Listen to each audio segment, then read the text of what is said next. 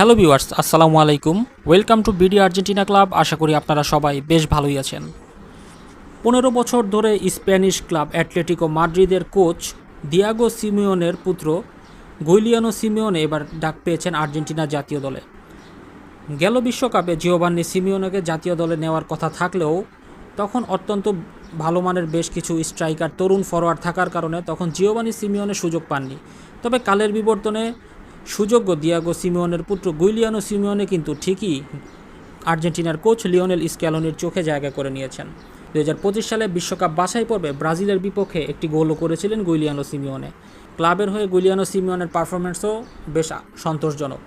তরুণ প্রতিভাবান তারকা হিসেবে কোচ লিওনেল স্ক্যালোনি তাকে দলে রেখেছেন এবং কোচ লিওনেল স্ক্যালোনি আরও বলেছেন তার মধ্যে তার বাবার ডিএনএ রয়েছে।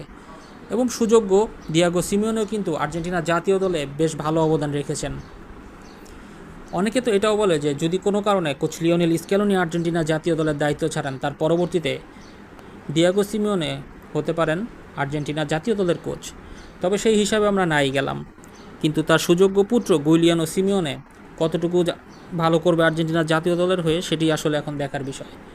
অবিশ্বাস্য প্রেসিং, ট্যাকটিক্যাল ডিসিপ্লিন, ডিফেন্সে সাহায্য করা, ডান উইং থেকে নিরন্তর দৌড়ানো এবং হাই স্ট্যামিনার কারণে গুইলিয়ানো সিমিওনেকে আর্জেন্টিনা জাতীয় দলের কোচ লিওনেল স্ক্যালোনি গার্নাচোর পরিবর্তে বিশ্বকাপ জাতীয় দলে জায়গা দিয়েছেন।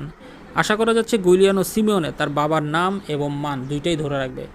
সো ভিউয়ার্স, আজকের ভিডিও এই পর্যন্তই। যদি ভিডিও ভালো লাগে তাহলে অবশ্যই এই ভিডিওতে একটি লাইক দিবেন এবং আপনি যদি আর্জেন্টিনা জাতীয় দলের ফ্যান হয়ে থাকেন তাহলে বিডি আর্জেন্টিনা ক্লাব ইউটিউব চ্যানেলটি এখনই সাবস্ক্রাইব করে ফেলবেন। ধন্যবাদ।